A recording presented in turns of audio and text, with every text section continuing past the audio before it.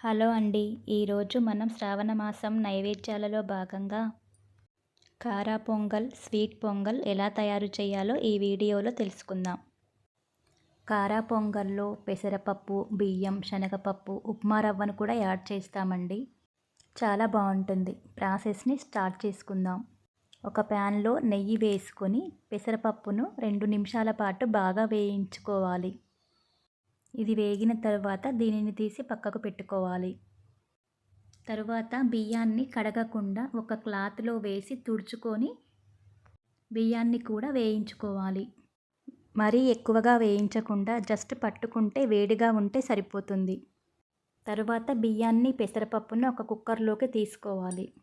శనగపప్పును 1 గంట ముందు నానబెట్టుకోవాలి. ఈ నానబెట్టిన శనగపప్పును, పెసరపప్పును, బియ్యాన్ని, 2 లవంగాలు, కొద్దిగా దాల్చిన చెక్క, వాటర్ని కలిపి కుక్కర్లో 3 విజిల్స్ వచ్చే వరకు ఉడికించుకోవాలి. తరువాత జీలకర్ర, మిరియాలను కచ్చాపచ్చాగా దంచుకొని పక్కకు పెట్టుకోవాలి. ప్యాన్లో కొద్దిగా నెయ్యి వేసుకొని జీడిపప్పును వేయించి పక్కకు పెట్టుకోవాలి. తరువాత అదే ప్యాన్లో నెయ్యి, కొద్దిగా నూనె వేసుకొని తాలింపు పెట్టుకోవాలి. జీలకర్ర, ఆవాలు, సన్నగా కట్ చేసుకున్న అల్లం ముక్కలు, పచ్చిమిర్చి చీలికలు, కొద్దిగా కరివేపాకు, ఎండుమిర్చి వేసుకొని వేయించుకోవాలి. ఒక 10 మిరియాల గింజలు, కొద్దిగా ఇంగువ పొడిని కూడా వేసుకోవాలి. పసుపును కూడా వేసి కాసేపు వేయించుకోవాలి. తాలింపు రెడీ అండి. మనకు అన్నం ఇలా ఉడికిన తరువాత దీనిని ఒక గిన్నెలోకి తీసుకోవాలి. దీనిని మళ్ళీ 5 నిమిషాల పాటు కొన్ని వాటర్ కలుపుకొని ఉడికించుకోవాలి. ఒక 5 నిమిషాల పాటు దీనిని బాగా ఉడికించుకోవాలి. అడుగంటకుండా దీనిని కలుపుతూ ఉండండి.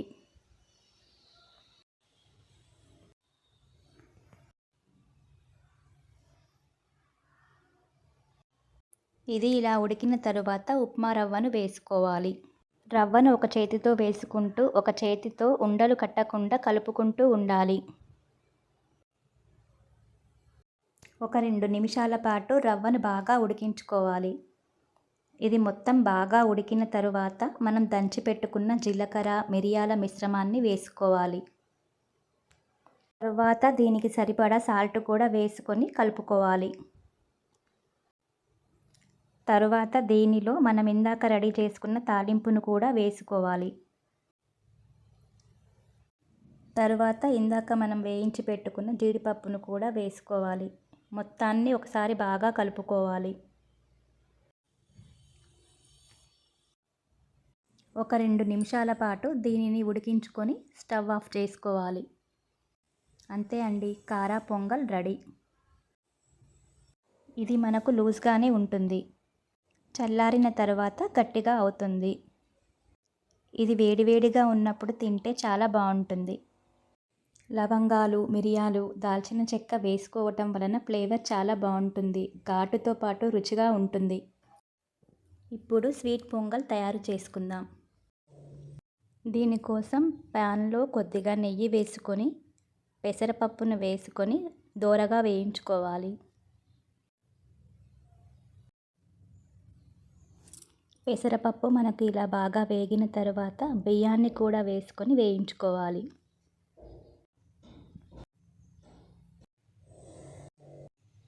ఈ రెండు మనకు బాగా వేగిన తర్వాత ఒక గ్లాస్ వాటరు, ఒక గ్లాస్ పాలు పోసుకొని వీటిని కుక్కర్లో 2 విజిల్స్ వచ్చే వరకు మెత్తగా ఉడికించుకోవాలి. ప్యాన్లో నెయ్యి వేసుకొని డ్రై ఫ్రూట్స్ని వేయించుకొని పక్కకు పెట్టుకోవాలి.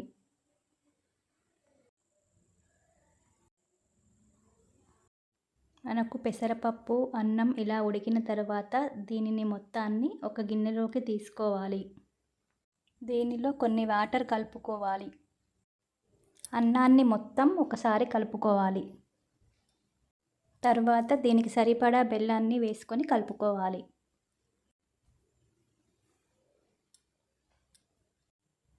బెల్లం మొత్తం కలిసేటట్టు బాగా కలుపుకోవాలి.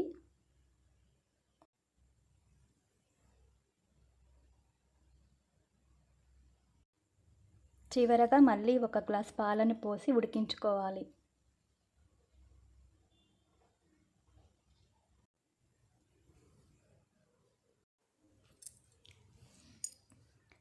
తరువాత దీనిలో కొద్దిగా యాలకుల పొడి, చిటికెడు పచ్చకర్పూరాన్ని వేసుకోవాలి.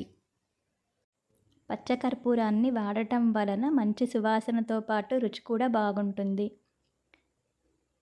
చివరగా దీనిలో మనం వేయించి పెట్టుకున్న డ్రై ఫ్రూట్స్ని కూడా వేసుకొని ఒకసారి బాగా కలుపుకోవాలి. 1 టేబుల్ స్పూన్ నెయ్యి వేసుకొని స్టవ్ ఆఫ్ చేసుకుంటే సరిపోతుంది. అంతే అండి, స్వీట్ పొంగల్ కూడా రెడీ. కొలతలు కావాలంటే కింద డిస్క్రిప్షన్లో ఉన్నాయి చూడండి. ఈ వీడియో మీకు నచ్చితే లైక్ చేయండి, షేర్ చేయండి. ఇంకా మరిన్ని వీడియోల కోసం నా ఛానల్ని సబ్స్క్రైబ్ చేయండి.